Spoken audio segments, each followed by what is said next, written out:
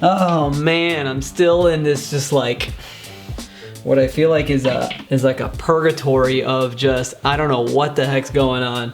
You're gonna probably hear some construction in the background because at least I'm in the new house now. I'm not in a hotel, but I'm locked in a corner of the house where everywhere else in the house. So while we're living here, they're still doing the tile and all this crap that's going on. And honestly, we're finding one problem after the next. Everybody keeps telling me this is perfectly normal when you buy an older house. And it's just an absolute nightmare.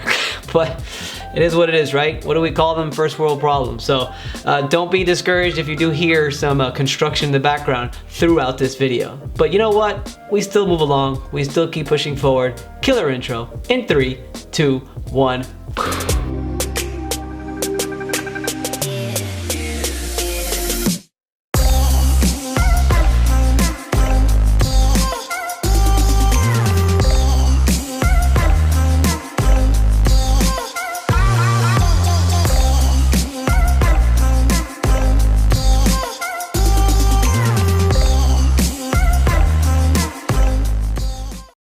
What's up, advocates? We're back with another show, another YouTube show, another claims study. That's what we're calling it, a claim study, where I'm gonna basically talk about an old claim and see where it started to where it ended. You guys have been actually giving me some really positive feedback to our claim study, so this is claim study number 3. My name is Vince Perri, licensed and certified public adjuster in the state of Florida, Texas, California. We are expanding, ladies and gentlemen. We are officially Elite Resolutions. For those of you who don't know, that you guys think that all I do is educate public adjusters, I am an actual public adjuster. I do actually go and I work claims, and my company is Elite Resolutions. We've got several adjusters here in Florida, and we've got one now possibly coming up in California. So any of your California claims, give me a call. We'll get our guy out there to take a look at it. So where am I? Follow us, Instagram, YouTube, Facebook, and LinkedIn. Subscribe to the channel. Come on, guys. It's every week we're coming out with something new. I'm trying to get it to twice a week, but frankly, as you guys know, it's a lot of work, so we don't really have enough time because I actually do claims. But that being, did you hear that? But that being said, let's get into our claim study, okay? Basically what I'm gonna talk about, oh, wait, Orlando meetup. Guys, we're doing these meetups that are really awesome.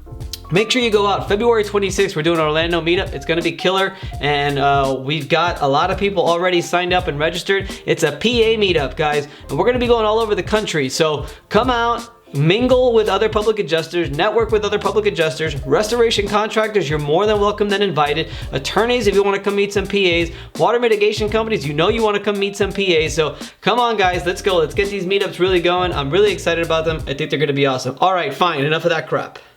Let's get into the claim study. So today we're gonna talk about one of my claims. Let's get right into it. This claim was already paid out, okay? Already paid out, they didn't hire a public adjuster. Duh, probably should have. They didn't hire a public adjuster, but instead they tried to go about it on their own. Obviously things didn't go the way they wanted to. This was a supply line burst underneath a master bathroom cabinet. It caused damage to the master bathroom. You could see it significantly right here. You could see the damage to the cabinet. You could see the damage underneath the cabinet. But this cabinet actually, the adjacent is an exterior wall. It's the entrance of the home. And it goes all the way, butts up to another wall that's in the entrance of the home, right when you walk inside of the house. And that supply line actually goes through there as well. And when the loss actually occurred, they found water not just in the cabinet, not just in the master bathroom, but they also found water in the entrance of the house and sort of like the hallway there. So what they noticed after they dried the water up and after just a couple of weeks, they noticed that the grout outside was actually a little bit darker. They noticed, and then they also noticed in the front door, the actual front door, you could see, they noticed that there was water that was traveling along there. After they dried it up, they noticed that the grout was a little bit darker. Here's the thing, is they actually noticed that some of these tiles were hollow, okay? Whatever adjuster tells you that a hollow tile is not considered water damage is just either not informed or they're just trying to get something past you, okay? I'm not afraid to say that because I've gotten it paid before, like in this one. So it's hollow, right? So I go and I inspect the loss and they're just like, look, we were paid $5,496.34. $5,496.34. And we don't think that's enough. First of all, we don't really think it's gonna be enough to actually solve our issue in the master bathroom. But that being said, we think that there's some damage here to this tile floor. I don't know. What do you think? So I'm inspecting it. I already know, okay, tile floor, water damage, just like everybody tells you, hollow tiles aren't covered. This is going to be a tough sell either way, right? But I'm looking at it. I'm looking at it real close. And I can also see, I'm like, well, tell me what happened. Tell me what you're seeing. So they tell me, and they're just showing me the grout lines. You can see the grout lines. It's just obvious that in this area, honestly, it was only probably about a 1 by 2 foot area. You know what I'm saying? Just like nothing, like 3 square feet here of just like the grout looked darker than the rest of anywhere else. Inside the master, inside the entrance, you can tell that the grout was darker in this area, that the water was traveling through there. So we start knocking on the tiles, and there's like 6 tiles, boom, boom, boom, all up in this area that are hollow. The rest of the house is fine. It was laid down correctly. And then I go to the entrance. All those little tiles there where that water was going through are hollow. So what's happening here? The water was traveling underneath the tile, and it's probably still stuck there. It's probably dry by now, right, actually? But the water will go through anything, okay? And grout is porous, okay? It's going to get through the grout, and thin set is porous also. It's going to get through the grout. It's going to get through the thin set. It's going to eat it away, okay? It's going to wash it all out. It happens all the time. Got a big flood claim in Miami, and the FEMA is trying to tell me that that can't happen. FEMA is trying to tell me that water can't wash out any kind of grout or anything or thin set. Get out of here with that. Sorry, got a little bit too passionate there. So I'm looking at it, I'm like, I think we can do this. Let's go for it. So what do? We file an appraisal immediately. Here in Florida, I, as a public adjuster, am allowed to appraise it.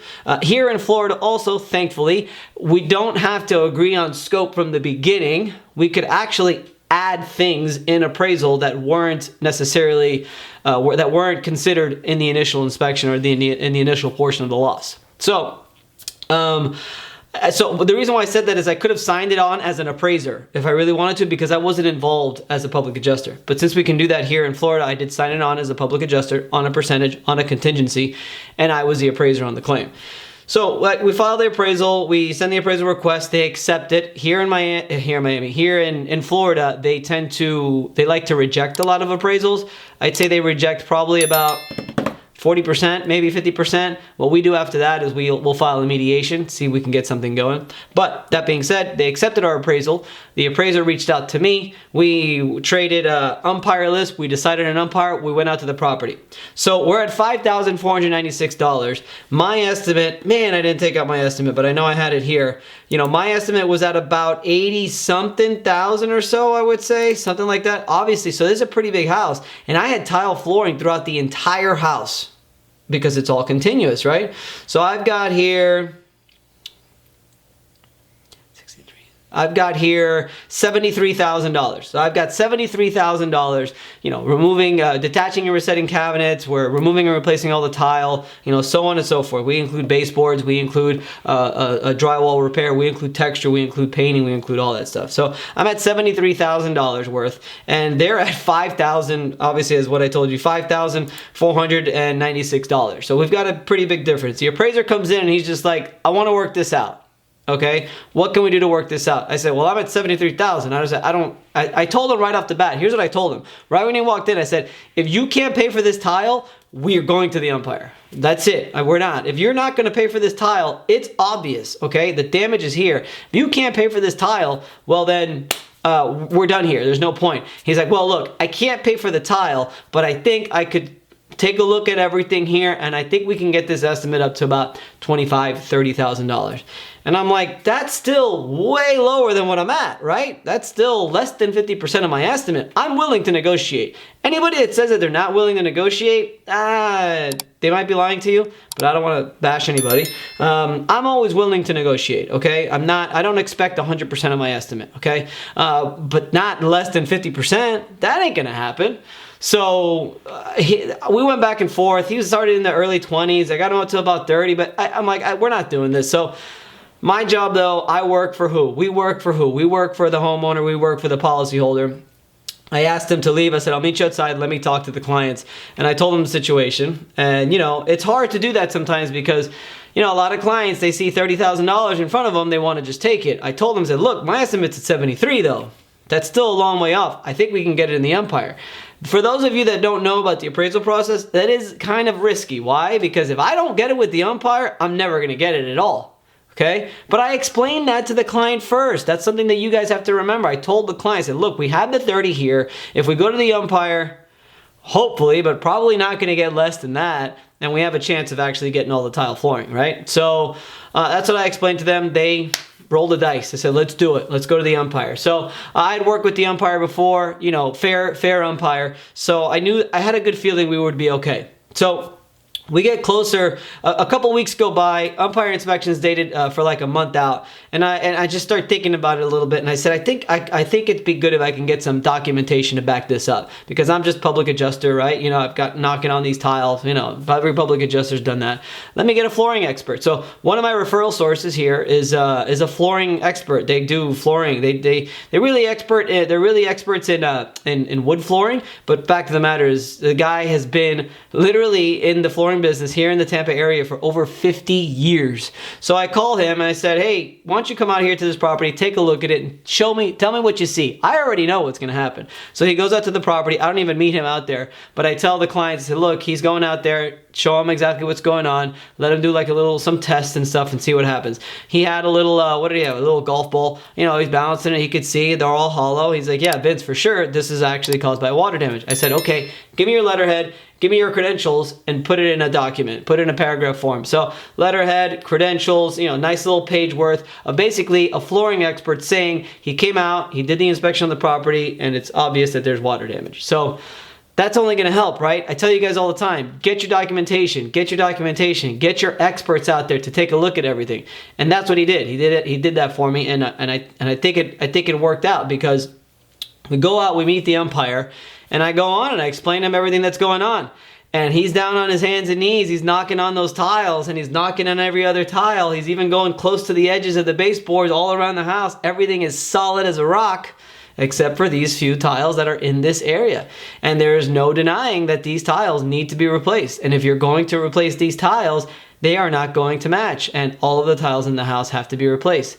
And he agreed. And we settled it. So, you know, I thought that was pretty cool, because they literally went from $5,496, and are you ready, to what we settled for? I was at 73, right? And I said I'm always willing to negotiate. We settled for $61,265, $61,265.48. So that's about what, after that, about $55,000 in new money. So when a public adjuster says that they can get you more money, chances are they can get you more money. So if you're a policyholder, there's like that thing on Google that says that public adjusters will get you up to 800% more. I didn't do the math here, but 5, 10, 15, 20, 25, 30, 35, 40, 45, 50, 50, that's about 1,000% more. Did I even do that right? I don't know. But yeah, we did it. We got it with the umpire, fair umpire. We knew we can get it, and we got it. So $65,000, $61,000, what we ended up settling for. It just goes to show that two things, right? You know, listen to your policyholder. I always just sit there. A lot of the times when I go in and I sign a claim, I'm like listening most of the time, and I'm asking questions and listening and asking questions. Show me what's going on, because as I'm asking questions and they're explaining exactly what's going on, I start to develop all these arguments, and I start to develop a story in my head as to how we're going to present this case. And when I saw that every other tile, and I went through the house, it was solid as a rock, and just right here, and you can tell these clients aren't asking for anything special. They just know that these things are damaged, and they know it's as a result of the loss. Can we get it? And I was pretty confident that we could, and we did. So make sure you get on your hands and knees and take a look at that damage, okay? Because you got to try to fight for everything you can. I would trust the appraisal process. If you're in Florida and you're just starting out and you're afraid to go to appraisal because you're worried that whatever they say is going to be the final say, that's okay. Just understand that it's first of all, you're only going to get better with practice in the appraisal process. You're going to lose some, okay? I would be lying to you if I told you I really knocked all of my appraisals out of the park. I knocked most of them out of the park, but, you know, every once in a while, you know, not as much anymore, but in the past, it happened. I got the shit beat out of me every once in a while in an appraisal or in an umpire. So, but it's okay. You develop relationships with these guys, and it's only going to help you with better awards later in the future. So trust the appraisal process. If you live in a state where you have to name someone else as appraiser, that's okay. You name an appraiser, but trust it, because if your arguments are set and you're positive of what is owed, it will get paid. I can almost promise you that. So that's all I got for today, ladies and gentlemen.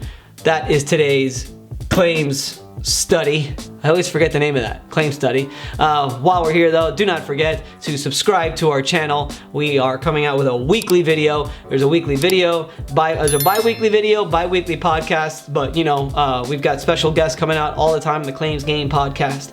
And yeah, that's all I really gotta say. Facebook, Instagram, LinkedIn, follow me on social media. And we've got the Orlando meetup, and it's not the last meetup we're gonna do. We're gonna be doing these meetups all over the country. So get ready. Hopefully we go to a state near you, and you guys can come out, mingle with other PAs, and really network and grow your knowledge in PAs, because yeah, let's do that. And that's all I got, guys. That's it. I'm out. I'm done. I'm finished. That's this week's video. I hope you enjoyed it. Feel free to send me a message anytime, and have yourself a kick-ass week. Later.